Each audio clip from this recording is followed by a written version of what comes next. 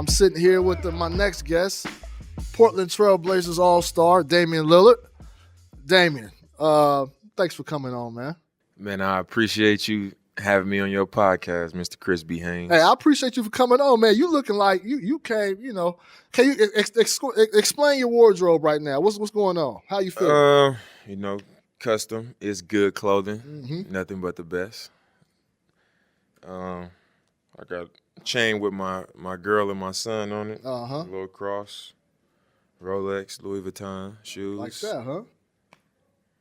That's about It's like a $500 outfit right there, man. like 200, 250. All right, like 250. All right, I ain't mess with you, man. I used to dress like that back in the day, Dave. It's how you used to look before all the money. Yeah, well, you see that in the background, that poster with Chris Haynes posted up back there? I ain't looked yet. I've came a long way, Dave. You have. I've came a long way. I remember. Hey, but I tell you this, man, and I want to appreciate you for doing this, man. You invited me out to come check out your old college, Weber State. My first time I ever flew on a private plane, man. I'm just happy I could show you that experience, man. I'm glad you enjoyed it. Hey, you don't have to have your seatbelt on the whole time. There's no assigned seat. You sit wherever you want. Facts. You can get up wherever you want. Facts. I mean, you pay for the experience. Yeah. It's expensive for a reason. I don't ever want to go back. And so I was trying to get here to Charlotte for All-Star Weekend. I got stuck in Nashville. It was a bunch of delays. I got stuck in Nashville.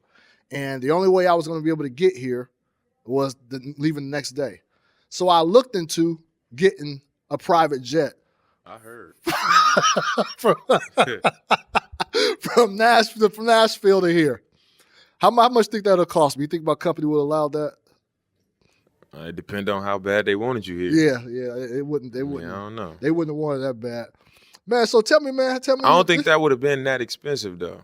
If you was coming from the Bay Area, that would have been a little crazy. But from Nashville, it would have cost you, but it wouldn't have been as bad as Bay Area. Yeah, it wouldn't have been as bad, but Yahoo ain't having that. I mean, they put all amount of resources into me. They ain't start making up stories.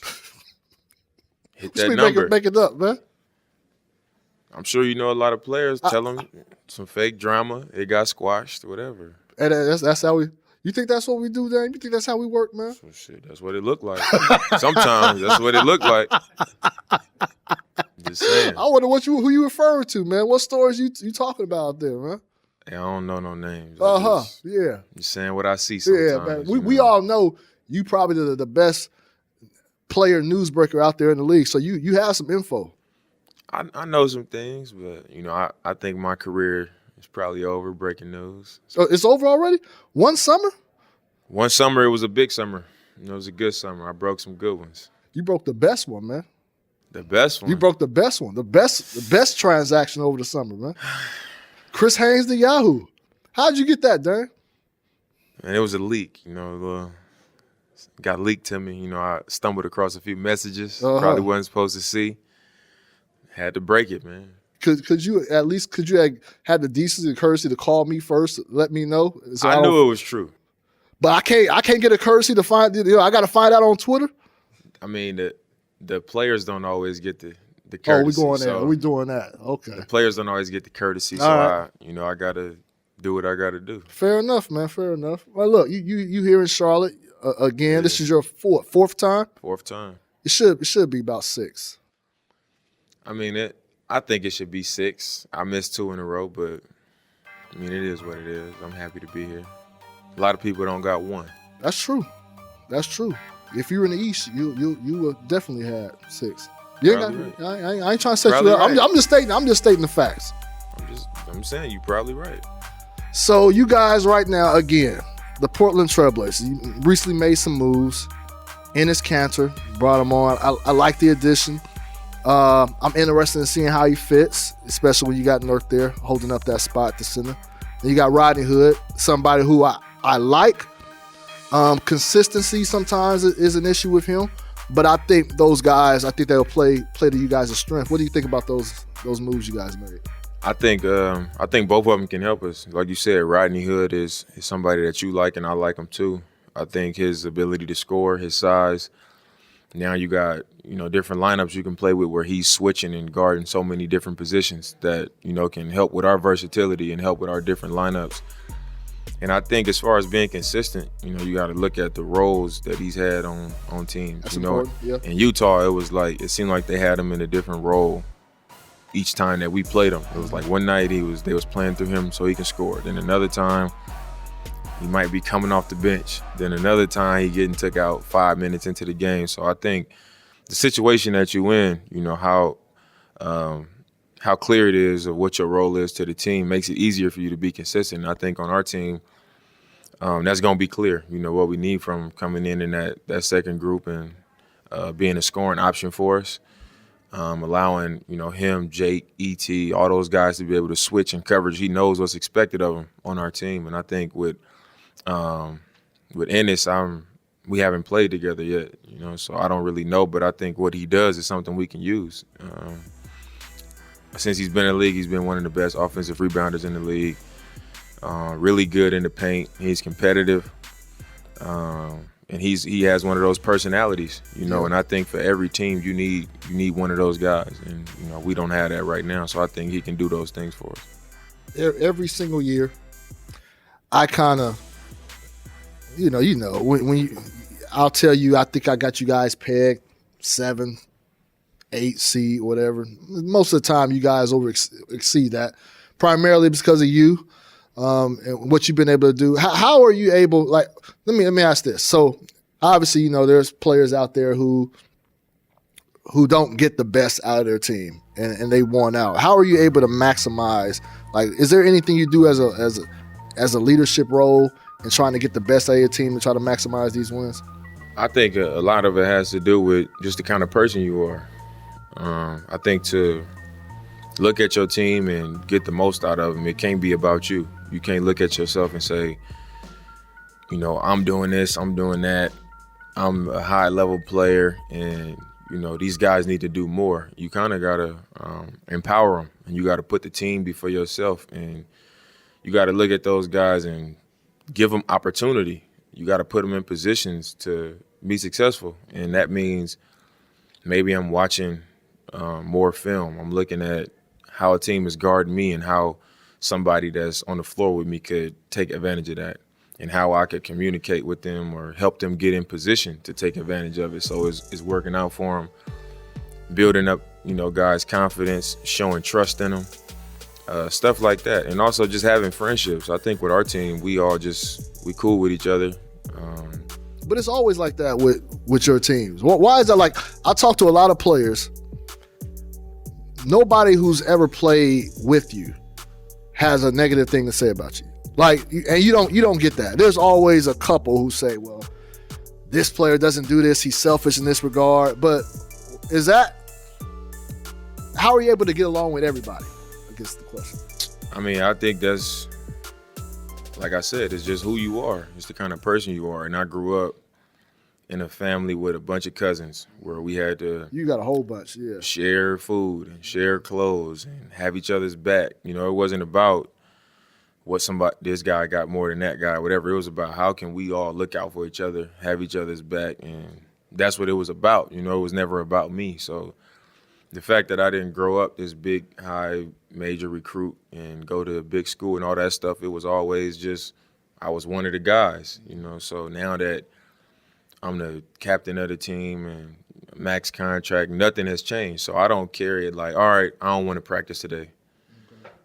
I'm doing whatever the team is doing. When you got to be on the plane at 2:45, I'm on the plane at 2:45. I'm never late. When coach say something to me in the locker room or in film, I don't say nothing. In the game, I don't say nothing. I do what I'm told. So I think when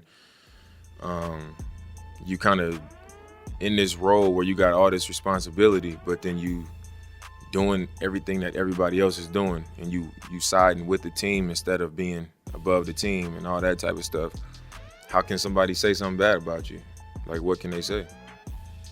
I want to transition real quick to your thoughts on the league. The biggest story the last week or so has been your guy. The same draft class, went number 1. Anthony Davis, New Orleans requested a trade, and We see how things have been playing out there. What is? I guess as a friend, you and AD are close. When you're looking at that situation play itself out, what are you hoping or expecting, or what do you hope AD gets from that, and just how it looks to everybody else? I mean, I hope he gets what he's looking for. I mean, obviously, you said we the same draft class. We've been in the league 7 years now, so he's been there 7 years, and he felt like he's done his best. He's given them what he's wanted to give him, and he's ready to move on. And you can't be mad at him for that. Some people might have something to say about how he's going about it or whatever, but he's ready to move on. And I think what you hear all the time is people like when teams ready to move on from a player, dudes getting waived, they're getting traded, all kind of stuff. And, the answer to that is always that's the business. That's what it is. But when a player decides, I'm done, I'm moving on, I'm ready to go, then it's an issue. So I don't have a problem with it. That's what he's decided to do. So did you see it coming?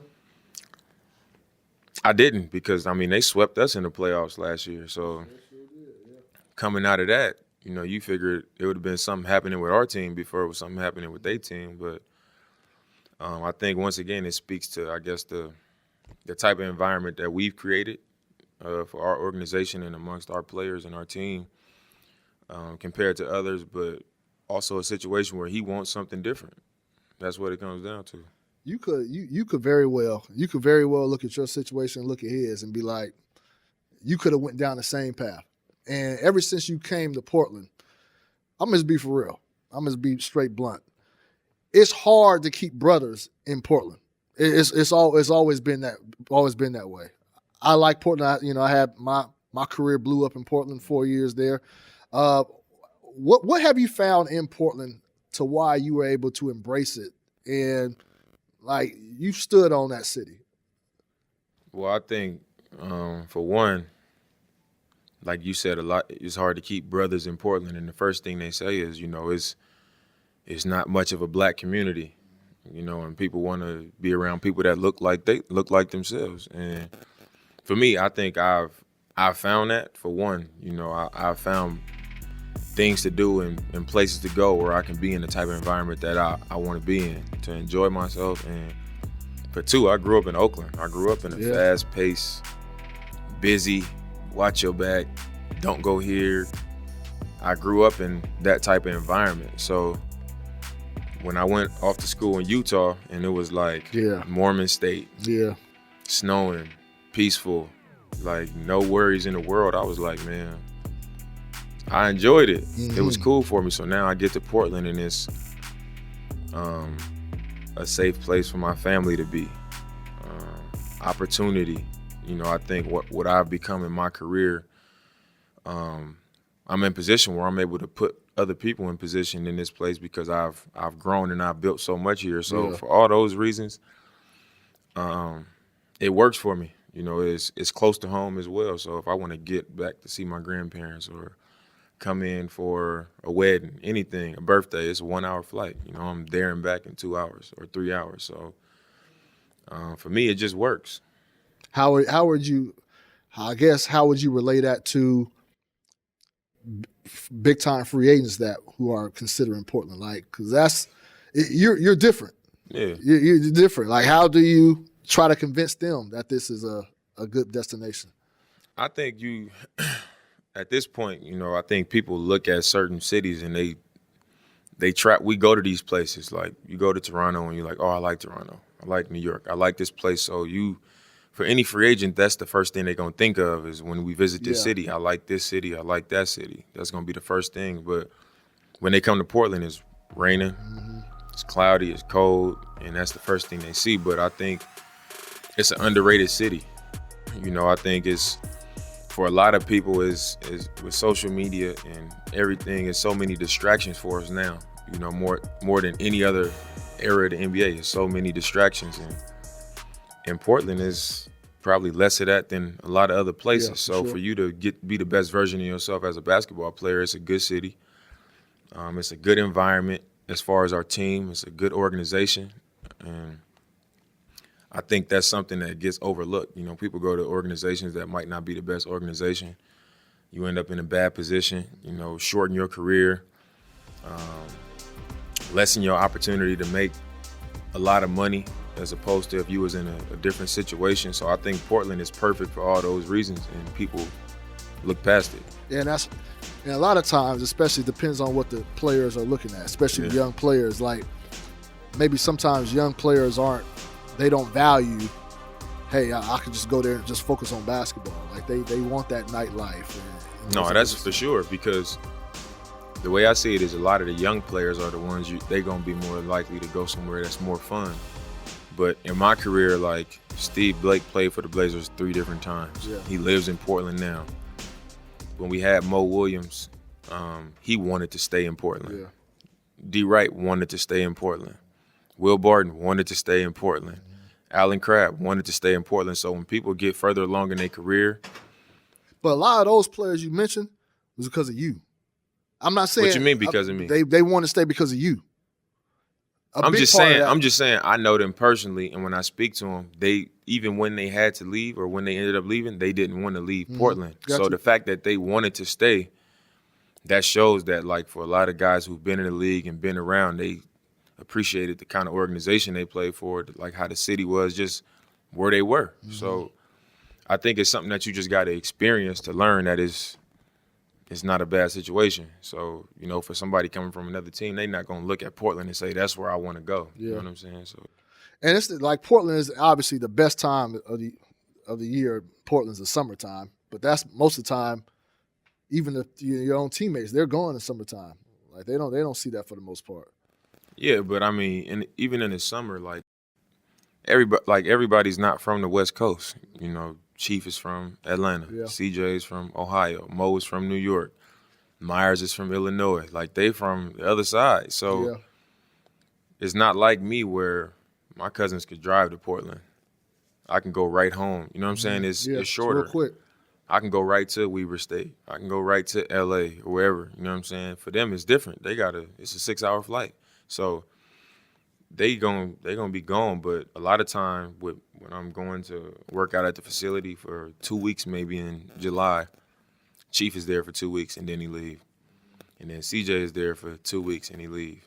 So guys are like coming in and out of town. It's not like they leave and they like, I'm getting away. Like, they coming back and they don't really have a reason to be there other than I'm just going back to Portland for a little bit. You know what I'm saying? Like, it's basically like they coming home. So. Everybody comes and goes, so it's not like they just rushing out. How have you guys handled with the passing of Mr. Paul Allen this year? Like, how do you guys handle that, his presence not being there this year? I mean, I think we've handled it pretty well.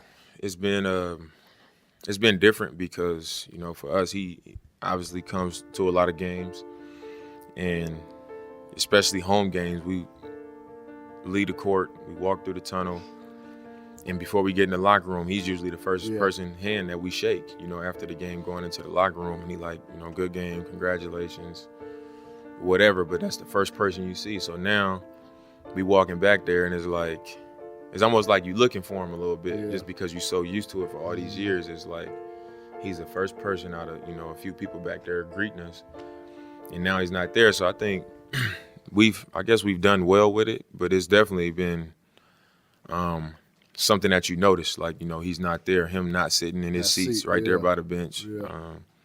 I remember always being at the free throw line some games, and he would be right there in my sight, so I would just be like, we would make eye contact sometimes. So like, it's just different, not seeing him around all the time. I was told, Dane, that while recording your first album, you actually did you actually get Paul allowed you to record your first album in his studio? Yeah, so how'd that come about? So we was doing free agency meetings, and they flew me to LA, and we met at his house in Beverly Hills because we was trying to get LA to come back and going after like a few other players.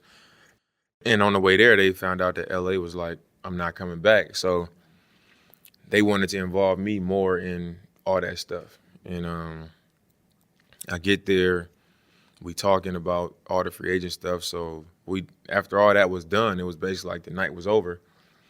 And he was just like, I want to show you something. So we walked outside. We get on this, it was like an elevator type thing, but it was outside. So it was like almost like you getting in a phone booth and you could see like outside. We like Beverly Hills, you looking all over LA. Yeah. And then we kind of went down the hill inside of it. We get out and then it's like a whole nother building. And we walk in there and it was like a studio, but it was like a mansion of its own. It had like bedrooms, kitchen. And you had no clue he was taking you to this? I didn't know where we was going. He was just like, I want to show you something. So we go down there, and he had these two fancy, expensive-ass guitars, and he was like, yeah, like these. And that was when I learned, and I saw the video on YouTube. He was playing. Yeah.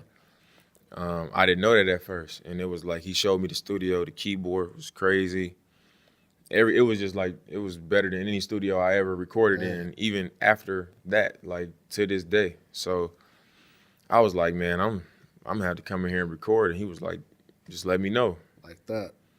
And after that, it was, I started talking about doing an album, and we was trying to figure out what we was gonna do. And he ended up letting me record my first album at his house. Wow. So like that summer, I went back and like we had to put everybody's name on a list and all this stuff to see who was going to be coming and all that. Mm-hmm. And it was all set up. He had the engineers. People was going on food runs and everything was just... He arranged all that. Everything was just set up. So I was there 10 days straight, just every day, all day coming in, recording. Like artists was coming in, recording. He had an upstairs, like a smaller studio, like a B studio.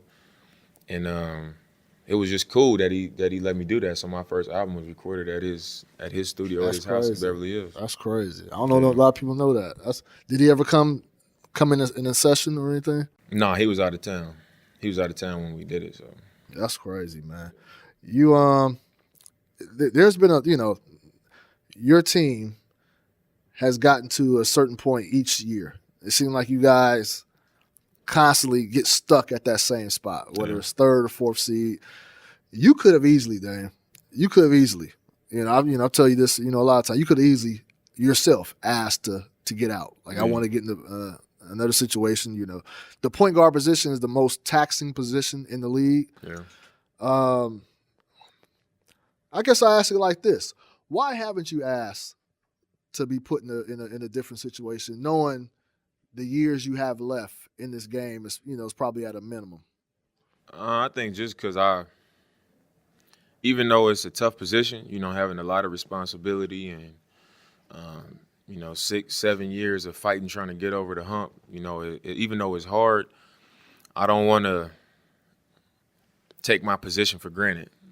I think it could be worse. I could be in worse situations where I'm not valued the way I am, where I'm not in position to have the type of individual success that I've had. And also, I think each year, like as I've gotten older, I've started to appreciate, the other stuff. It hasn't been like, obviously we all play to win a championship. Like I want to win a championship. I compete to win a championship.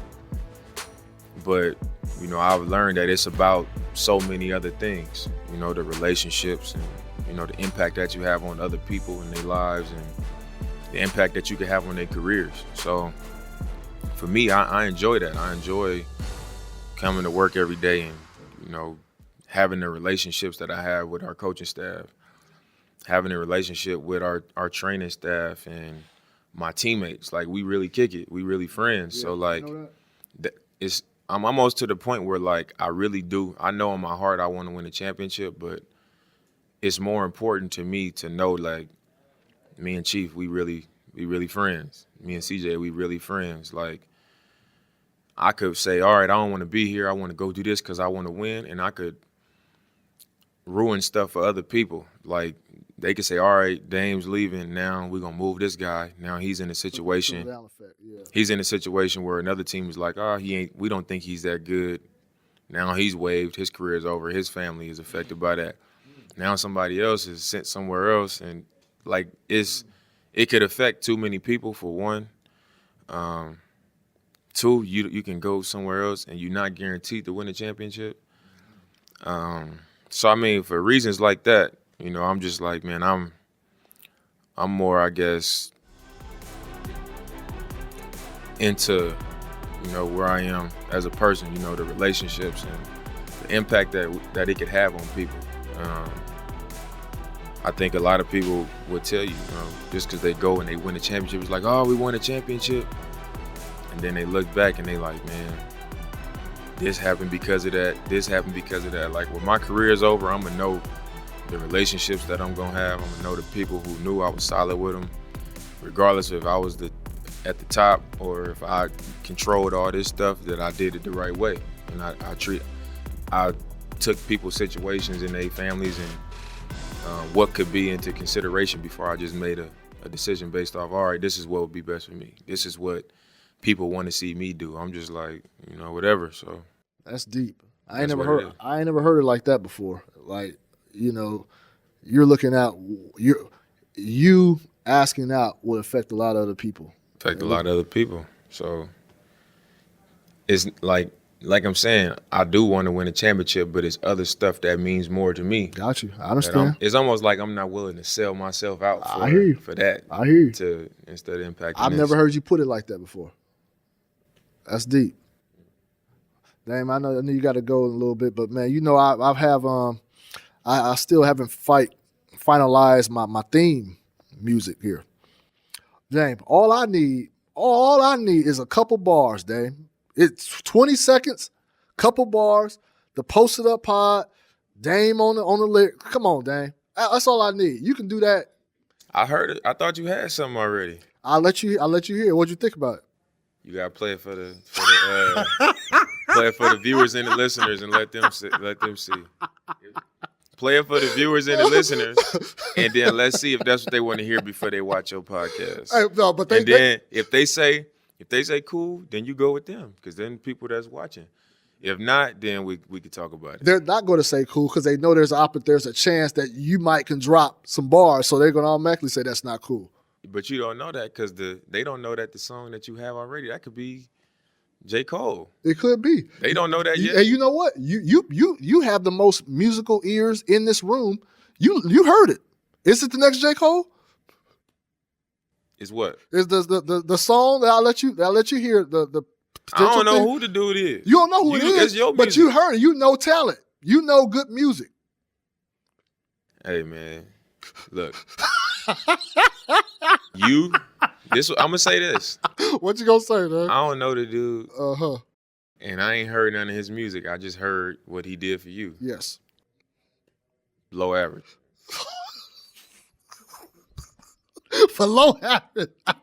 And I think, and the reason why I said I haven't heard his music is because he could have some clean music, but the topics and what you told him you wanted to be about, I just don't think he did well with that. Okay.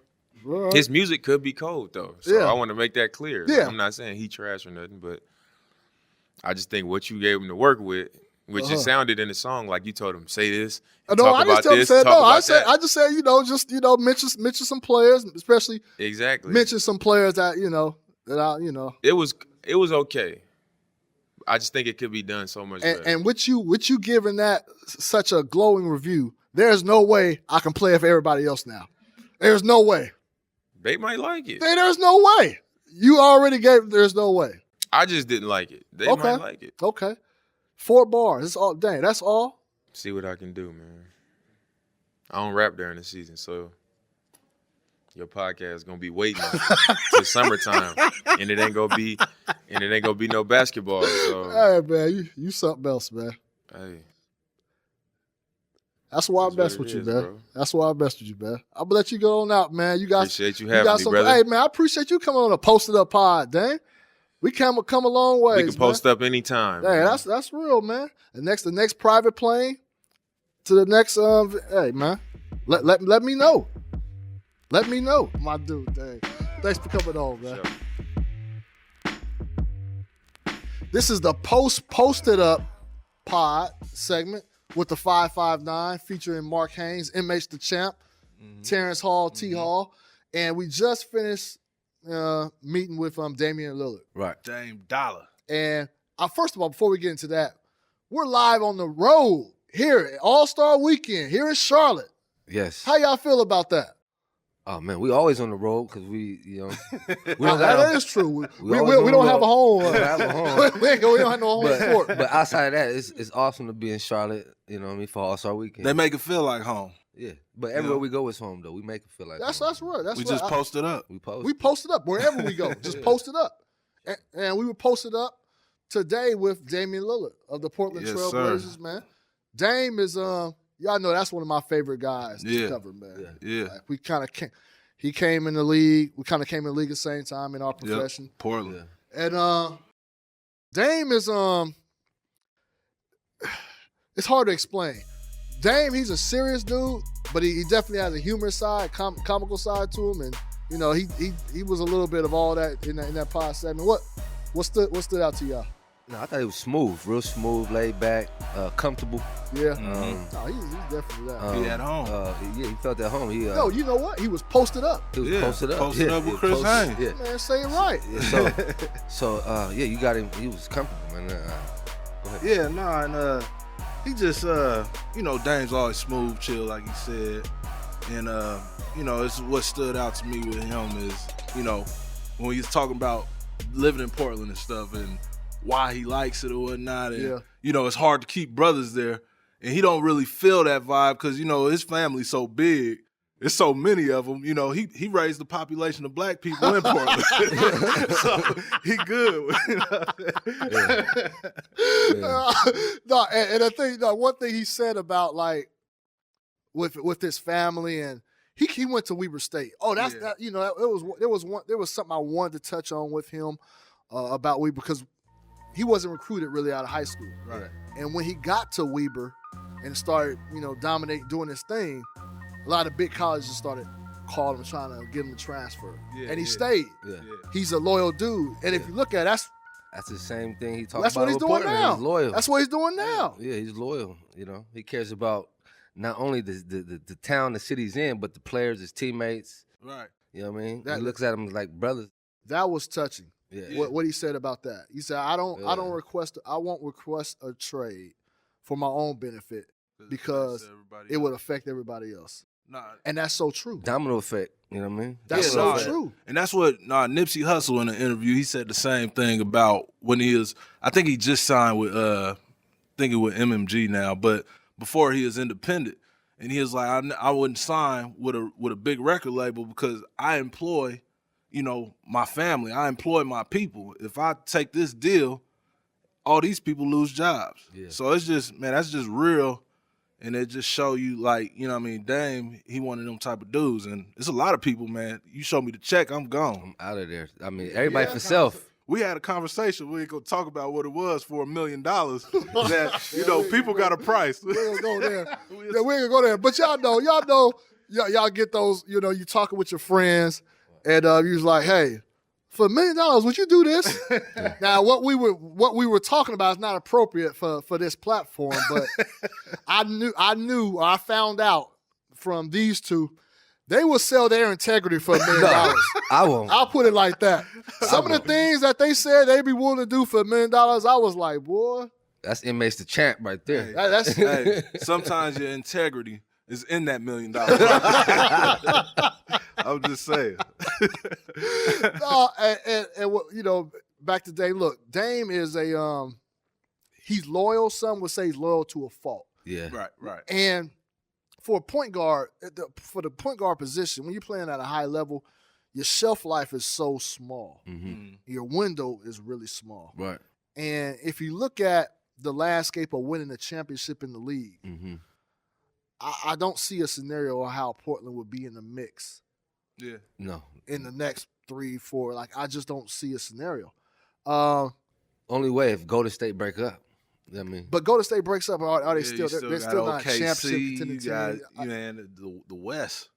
I mean, it just opens the door a little bit more. It just opens the door a little bit more. Okay. Opens up a little bit, but they're still not. Yeah. They're not there. And they haven't been there his whole career. And he keeps. What's the first? They got second round.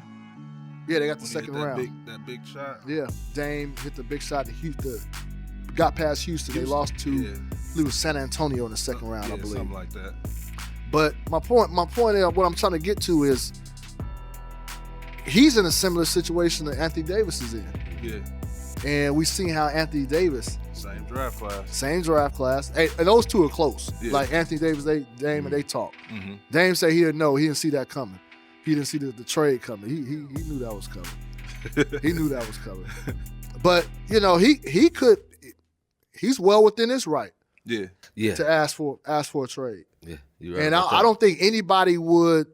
Can't knock him. You can't knock him. What he's done, and I think the organization is, you know, they're happy that they have a player like Dame who's loyal. Like, he let it be known that, yes, everybody's trying to win a championship, but he's not going to hang his hat on that simply be the extent of his legacy, whether he's a champion or not. Right. Because that's one thing players, especially nowadays, like, they don't want to be called a good player that never won a that ring. never want to, you know. Hey, Dame, was that Dame commercial? He was like, I don't want to be one of those, you know, players that, you know, go to the championship every year and lose, and then it was Karl Malone. It was Karl Malone. Yeah. That was a good one. That was him. Yeah. No, but he's good people, man. Yeah. He's real good people. Come from a beautiful family. Beautiful family. Mom, no, real down to earth dude, man. Y'all been, all of us. He invited the whole crew. Whole family Thanksgiving. No, he's a different cat. He's a different cat. You know, look, I'm gonna tell you right now. Once you fly on a private plane, you don't want to go back. I'm telling you that, man. Like, you have. You said no seat belts. You ain't got the stewardess telling you to there's a sit. seatbelt. Yeah, there are no seat belts. Ain't nobody telling you to lift up your tray. Yeah, ain't no lift up your tray. It's okay to use Wi-Fi. No, the Wi-Fi is there. You can switch seats. Switch seats. You can stand up. You know, so you can't stand up and stand by the restroom. Yeah, you know, if somebody's in there. Yeah. I can stand up whenever I want. Yeah. Walking around, I can do some push-ups on the floor. Get your mental right doing the push-ups. Get my mental right. I get my own snacks. They got a whole snack room. I can go walk and get my own thing. I'm going in the cupboard. Hey, y'all want anything? Yeah. Y'all want? I'm the server. Yeah. And then I can go and BS with the captains. The captain like right I'm up on the captain's arm. Like, all right, so what button is that right there? What's that? Go ahead and push it. No, man, that was a different world for me, man. Nah, that's funny. They expose you to another life. It's funny that you was off on how much it cost to get a private jet. Okay. And then you was off on how much that dude Dame's outfit was. Well, I know. I was messing with Dame with outfit. I knew that was shoe. That's probably, let me see, the shoes, the shirt. He's sitting on. He a couple racks. No, it's way more than a couple racks. He's sitting on $6 grand. Yeah. That's not counting the Rolex. Oh yeah, I didn't think the Rolex to go. Yeah, no, he's sitting on. That's 10 racks minimum. Hey, his name ain't Dame Dollar for nothing. Hey, that's Dame real. Dollar. He wearing it. Hey, but I want to ask y'all, since we're here in Charlotte, it's bothering me. It's a good gesture, but it's bothering me, and it involves some players that I highly respect, but the situation still bothers me a little bit. And let me keep this straight before I reveal what I'm talking about. I got an idea. Look, I don't have a real strong opinion that it shouldn't be this way, but the situation bothers me. A player that should be here right now, All-Star Weekend, should be here. The player we had on our show, Rudy Gobert of the Utah Jazz. He should be here. And I just want to acknowledge that. The Jazz deserve to have a player represent. Yeah, for sure. And he's that guy. Now, I'm going to throw that out the window now. The NBA adding 2 players to this All-Star game, Dwayne Wade and Dirk Nowitzki, as kind of a send-off gesture. Yeah. Because Dwayne Wade's this last dance. Are we sure Dirk leaving? And we don't. He hasn't confirmed that. He hasn't confirmed that. And if he is, okay, and that's another thing. Yeah. I don't. We gotta bring him back next year. Yeah, if he ain't leaving, then he gotta come back next year. Come back Get that gesture. Yeah. So keep the gesture going. Maybe the NBA knows something that we don't know. Maybe they, and he's in a 3-point contest too. Yeah. So maybe this is it. A send over. He's just not going through the whole. Or are they pushing him They try to push him. They pushing him out the See league. D Wade on his last dance, Dirk. Let's get this. Get you with him. So, the jersey but swap. my problem is that look, these are two legends in the game, and Dwayne Wade. Before I started covering league, Dwayne Wade is my favorite player. Yeah. Y'all know that. So I'm just a little uncomfortable with bringing in two other all-stars who aren't really all-stars this year. And you're taking, if you I'm gonna anybody feel what I'm I feel you 100%. I don't know if it's I don't know what you call it, a lifetime achievement award or something. It's a new thing. This is something new. The only other time I seen this where they did something unprecedented was when Magic, he was out that year, but he was still on the All-Star ballot and he got voted in. And when he was coming back All-Star off the MVP too. Yeah, he got All-Star MVP. That was the only other time where a player that wasn't playing really got into the All-Star game. You know what I mean? And I love D Wade. I love Dirk. But when it happened, it shouldn't have happened in my opinion. Like flat out, I don't like it, even though I love them. When it happened, the first thing I think I might have texted you. I said, well, if somebody gets hurt, guess Melo go be in it too. Yeah. Well, I mean, I don't know if this Melo last year. hey. Y'all just said, man. Who else we gonna throw up in there, man? Who else? You know what I mean? It's other players that can, you know. So. Shout out to Melo. I like Melo too. Yeah, I'm just uncomfortable. I'm uncomfortable a little bit. I'm I not don't saying who minutes they gonna take. They gonna actually play in the game, so they gonna be taking they're away gonna some play. minutes from an actual All-Star. Dirk is getting about 5 to 10 minutes. I don't see Dirk running up and down the court with all these young dudes. But they taking up no minutes disrespect, but he barely doing it in the game. Right. yeah. Right. Yeah, that's funny. On a side note, real quick, it's funny because the Houston Rockets, I don't know if you guys seen this, but, you know, James Harden gets criticized for not playing defense or whatever, even though he's improved dramatically. Topping the steals up But there. there was a play where they played the Mavericks recently, and Dirk was posting James up, and James, like, ripped him. And when he ripped him, Dirk was like, his reaction was so slow that he was ripped. But it was a slow reaction, like he was ripped. And James took off, and the Houston Rockets Twitter account posted, "See, James does play D."